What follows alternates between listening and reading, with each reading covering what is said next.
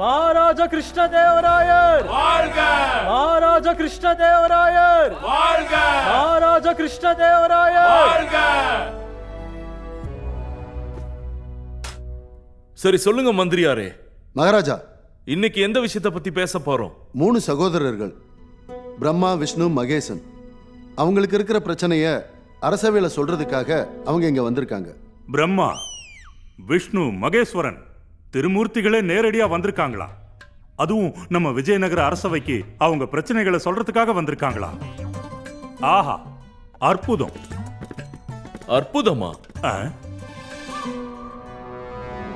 இல்ல மகாராஜா, அது நான் என்ன சொல்ல வந்தேன்னா, என்ன ஒரு தற்செயல். குருஜி நீங்க இப்ப அமைதியா அப்படியே உட்காந்துருங்க. இல்லன்னா எல்லாரும் உங்களை அரசவையில இருந்து வெளியே அனுப்புறது இன்னைக்கு ஒரு தற்செயலான விஷயமா மாறிடும். மகாராஜா, ஒருவேளை அவங்க அப்பா ஈஸ்வரனோட பெரிய பக்தனா இருக்கலாம். அதனாலதான் அவர் பசங்களோட பேரை பிரம்மா, விஷ்ணு, மகேஷன் வச்சிருக்கலாம். இந்த காலத்துல அப்பா அம்மா அவங்க குழந்தைங்களுக்கு எதேதோ பேர் வைக்கிறாங்க. கடவுளோட பேரையே தாம் பசங்களோட பேரா வச்சிருக்கிறத பார்க்கும்போது அவங்க அப்பாக்கு கலாச்சார பற்று இருக்குங்கிறது தெரியுது. பண்டிதர் ராமகிருஷ்ணா, ரொம்ப சரியா சொன்னீங்க. என்னோட அப்பா கூட எனக்கு கடவுள் விஷ்ணுவோட ஒரு அவதாரத்தோட பெயரை தான் எனக்கு வச்சாங்க, கிருஷ்ணா தேவராயர். ஆமா மகாராஜா, என்னோட பேர்ல கூட கடவுள் விஷ்ணுவோட அவதாரத்தோட 2 பேர் இருக்கு, ராமா அப்புறம் கிருஷ்ணா.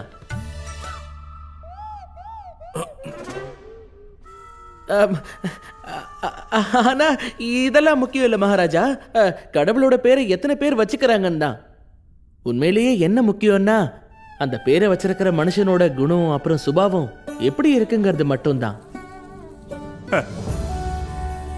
கடவுளோட பேரை உங்களுக்கு வைக்கும் போதே உங்க அப்பா கிட்ட இருக்கிற எல்லா நல்ல குணங்களும், கடவுள் மேல அவருக்கு எவ்வளவு பக்தி இருக்குங்கிறதும் நல்லா தெரியுது. நீங்க சொன்னதை நானும் ஏத்துக்கிறேன் பண்டிதர் ராமகிருஷ்ணா, சரியா சொன்னீங்க. மகாமந்திரியாரே, மகாராஜா, நீங்க சொன்ன 3 சகோதரர்களுக்கு என்ன பிரச்சனையா? மகாராஜா, அந்த 3 பேருக்கு இருக்கிற பிரச்சனை இதுதான். அவங்களோட அப்பா இறந்ததுக்கு அப்புறம் அவங்களோட சொத்துக்களை பிரிக்க நினைக்கிறாங்க. இதை பாருங்க மகாமந்திரியாரே, இது ஒரு பிரச்சனையே கிடையாது. இதுதான் நாம எல்லாரும் கடைபிடிக்கிற வழிமுறையே. ஒருத்தர் இறந்த பிறகு அவருக்கு சொந்தமா இருக்கிற வீடு, சொத்துக்கள் அப்புறம் செல்வங்கள் எல்லாத்தையுமே பிரிச்சு கொடுத்துருவாங்க. குருஜி, அவங்க பிரச்சனை என்னன்னா, அவரோட அப்பா சாகிறதுக்கு முன்னாடியே அவரோட சொத்துக்கள் எல்லாமே அவரோட 3 பசங்கள்ல அவரோட சொத்துக்கள் யாருக்கு எவ்வளவு போகணும்னு சொல்லிட்டாரு. அப்புறம் என்ன? இதுக்கப்புறம் என்ன கேள்வி இருக்கு?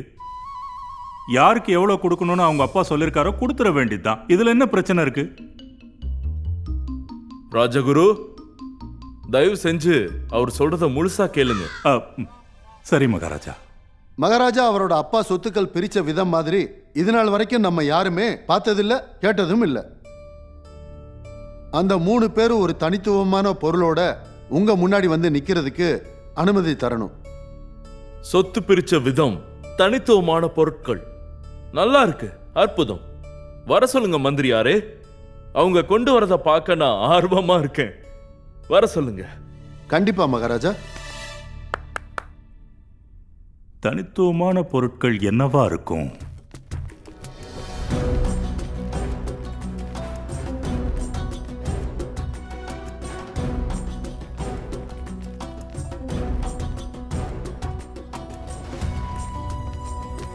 வணக்கம் மகாராஜா. வணக்கம் மகாமந்திரியாரே.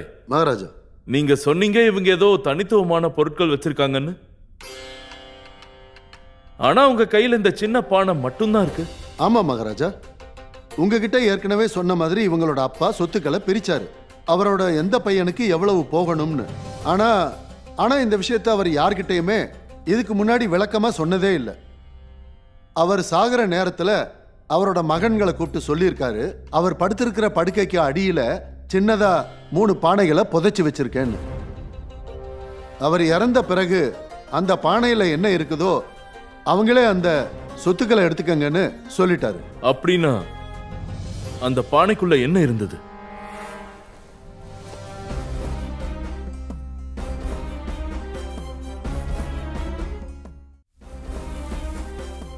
மகாராஜா இதுல வெறும் மண்ணு தான் இருக்கு. ஆ?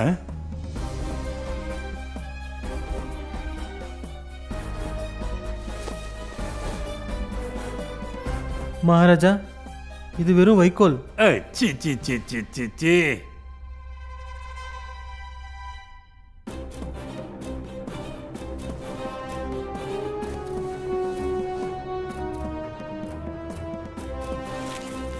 இதுல வெறும் உமீதா இருக்கு மகாராஜா.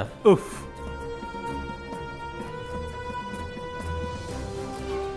மண்ணு, வைக்கோல், உமியா? ஏய், மணி, இது சொத்து கிடையாது.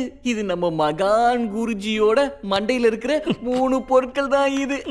ஏதாவது சொன்னியா? இல்ல குருவே, உங்களை பத்தி புகழ்ந்து பேசுறோம். ரொம்ப நல்லது, பேசுங்க. மகாராஜா, நான் ஒன்னு சொல்லிக்க விரும்புறேன். இவங்க 3 பேரோட அப்பா இருக்கார் இல்லையா, அவர் மொத்த வாழ்க்கையிலேயே ஒரு நல்ல விஷயத்தை செஞ்சிருக்காரு. அது என்னன்னா, இவங்க 3 பேருக்கும் அவர் வச்ச பேரு தான், வேற எதுவும் கிடையாது. இல்லைன்னா மகாராஜா எந்த அப்பாவாவது தன்னோட மகன்களுக்கு இப்படி மண்ணையும் வைக்கோலையும் உமியையும் கொடுத்துட்டு அதை சொத்துக்களா பிரிச்சுக்க சொல்லுவாரு? மகாராஜா, எனக்கு என்ன தோணுதுன்னா, இவங்களோட அப்பா இவங்களை முட்டாளாக்கியிருக்காரு. இல்லைன்னா இவங்க 3 பேரும் சேர்ந்து நம்ம எல்லாரையும் முட்டாளாக்க பாக்குறாங்க. உங்களை யாரால முட்டாளாக்க முடியும் குருஜி? நீங்க ஏதாவது சொன்னீங்களா பண்டித ராமகிருஷ்ணா? இல்ல குருஜி. மகாராஜா, என்ன கேட்டா இவங்க அப்பா இவங்க யாரையுமே முட்டாளாக்கணும்னு நினைக்கவே இல்லை. இவங்களும் யாரையும் முட்டாளாக்கவே இல்லை. இத பார்த்தா இவங்க அப்பா ரொம்ப புத்திசாலி, அப்புறம் வாழ்க்கையோட தத்துவத்தை புரிஞ்சவரா இருப்பாருன்னு தெரியுது. பண்டிதர் ராமகிருஷ்ணா, எனக்கு நல்லா புரியுது. இவங்க அப்பா ஒரு புத்திசாலி தான், தத்துவ ஞானியா இருப்பாருன்னு எனக்கு புரியுது. ஆனா எனக்கு என்ன தெரியணும்னா, இந்த விஷயத்தை நீங்க எப்படி பாக்குறீங்க? இதுக்கான தீர்வா என்ன வச்சிருக்கீங்க? மகாராஜா, தீர்வு ரொம்ப சுலபம்தான். இவங்க அப்பா அவரோட மொத்த சொத்துக்களையும் இவங்க 3 பேருக்கும் சரிசமமா பிரிச்சு கொடுத்திருக்காரு.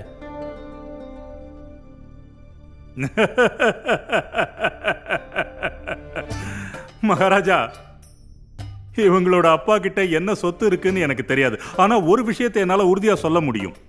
இந்த பண்டிதர் ராமகிருஷ்ணனோட தலையில இருக்கிற சொத்து காணாம போயிடுச்சு. அதனாலதான் மண்ணு, உமி, வைக்கோல் எல்லாம் சொத்தா நினைக்கிறாரு.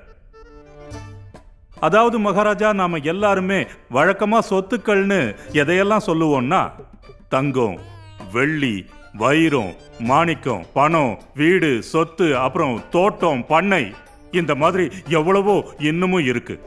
குருஜி, இவ்வளவு நேரம் நீங்க என்னெல்லாம் சொன்னீங்களோ அது எல்லாமே அதுக்குள்ள இருக்கு. ஆ? ஆமா, ஆனா உங்களுக்கு இதுல இருக்கிற குறியீட்டோட அடையாளம் புரிஞ்சா மட்டும்தான் தெரியும். குறியீட்டு அடையாளமா? பண்டிதர் ராமகிருஷ்ணா, நீங்க சொல்ற குறியீடு அடையாளம் என்னங்கறத கொஞ்சம் சொல்ல முடியுமா? சொல்றேன் மகாராஜா. மகாராஜா, மூத்த சகோதரர்கிட்ட இருக்கிறது மண்ணு. இதுக்கு என்ன அர்த்தம்னு கேட்டீங்கன்னா, இவங்க அப்பா அவர்கிட்ட இருந்த மொத்த நிலமும் இவருக்கு தான் சொந்தம்னு சொல்லிருக்காரு. இவர்கிட்ட இருக்கிறது கோமாதா சாப்பிடுற வைக்கோல். இதுக்கு என்ன அர்த்தம்னா, இவங்க கிட்ட இருக்கிற எல்லா மாட்டு பண்ணைகளும் இவருக்கு தான் சொந்தம். இவர்கிட்ட இந்த சின்ன பானையில இருக்கிறது உம்மி. இதோட நிறம் தங்கத்தோட நிறம். இதுக்கு என்ன அர்த்தம்னா, இவங்க அப்பா சேர்த்து வச்சிருக்கிற எல்லா தங்கங்களுக்கும் சொந்தக்காரர் யாருன்னா மகேஷன்னு சொல்லிருக்காரு.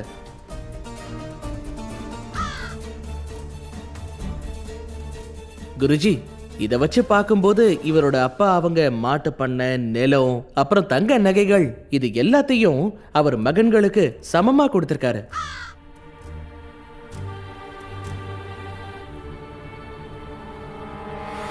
அற்புதம் பண்டிதர் ராமகிருஷ்ணா, அற்புதம். ரொம்ப சுலபமா இதுக்கான விடையை கண்டுபிடிச்சிட்டீங்க. இப்போ பிரம்மா, விஷ்ணு, மகேசன், உங்களுக்கு சந்தோஷம் தானே? இல்ல மகாராஜா, எனக்கு அநியாயம் நடந்திருக்கு. எனக்கும் அப்புறம் விஷ்ணுக்கும் நிலமும் பண்ணையும் தான்.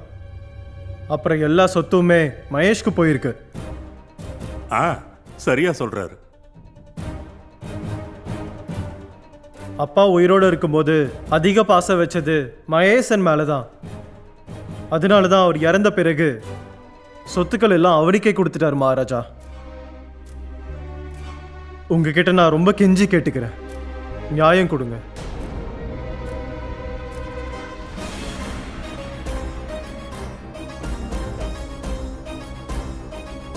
பிரம்மா, உன்னால உன் அப்பாவோட மனசை சரியா புரிஞ்சுக்க முடியலன்னு நினைக்கிறேன்.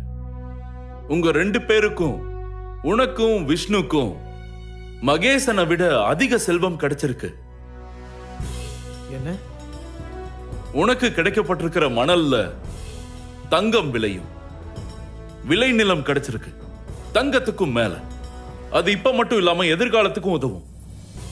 அது மட்டும் இல்லாம நீ அதை உழுது பராமரிச்சேன்னா, கடைசி வரைக்கும் கடுமையா உழைச்சேன்னா, அது எப்பவுமே உனக்கு தங்கத்தை கொடுக்கும். சரியா சொன்னீங்க. விஷ்ணு, மாட்டு சாணத்தை உங்க அப்பா உனக்கு கொடுத்திருக்காருன்னா, அப்போ கோமாதாவோட கருணை எப்பவும் உன் மேல இருக்கும். அதாவது யார் வீட்ல எல்லாம் கோமாதா இருக்கோ அந்த வீட்ல எப்பவும் சந்தோஷமும் ஆரோக்கியமும் அப்புறம் செல்வமும் இருக்கும். கோமாதாக்குள்ள தெய்வங்கள் தங்கி இருக்காங்க. நீ உனக்கு கொடுக்கப்பட்ட கோமாதாவை நல்லா பாத்துக்கிட்டேன்னா, அந்த கோமாதா உனக்காக குட்டிங்க அப்புறம் பாலும் கொடுத்து உன் வாழ்க்கை முழுக்க உன்னை பார்த்துப்பாங்க. மகேசனுக்கு கொடுத்தது அதிகப்படியான செல்வம் மட்டும் இல்ல, உண்மையிலேயே அது உனக்கு கொடுக்கப்பட்ட ஒரு மிகப்பெரிய பரீட்சை. ஏன்னா செல்வங்கிறது எப்பவும் நிலை இல்லாத ஒண்ணு. அது கடைசி வரைக்கும் கூடவே இருக்காது. அதை சரியா பயன்படுத்துறது மகேசன் கையில தான் இருக்கு. அதை நீ எப்படி பயன்படுத்துறேங்கிறத பொறுத்துதான் உன் எதிர்காலத்தை உனக்கு ஏத்த மாதிரி உன்னால அமைச்சுக்க முடியும்.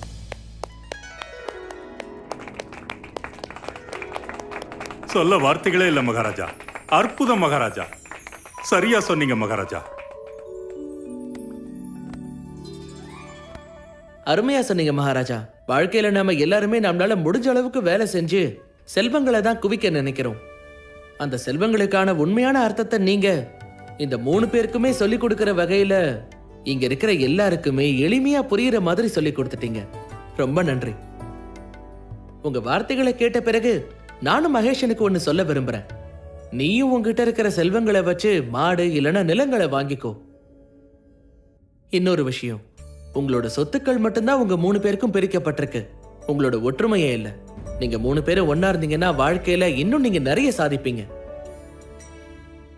முன்ன நான் மறுத்து பேசுனதுக்கு என்ன மன்னிக்கணும் மகாராஜா.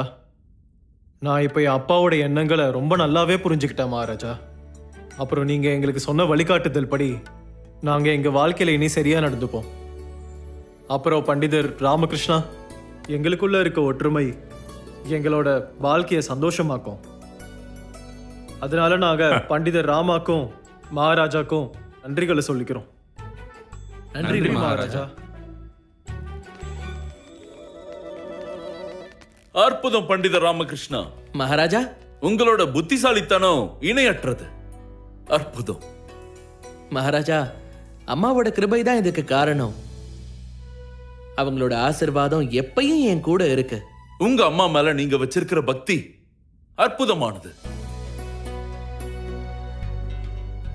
அப்படின்னா கண்டிப்பா இன்னைக்கு நீங்க உங்க அம்மா கையில இருக்க தடியால துரத்த அடி வாங்கியிருக்கீங்க.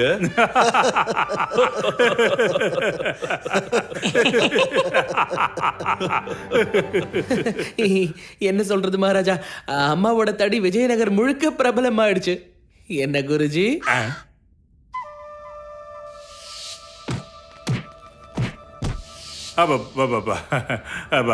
உங்களுக்கு மட்டுமா அம்மா? நம்ம அம்மாவோட தடி அது. அதுல யார் அடி வாங்கினா என்ன? உண்மைதான் மகாராஜா. என் அம்மா மேல எனக்கு பக்தி இருக்குதான்.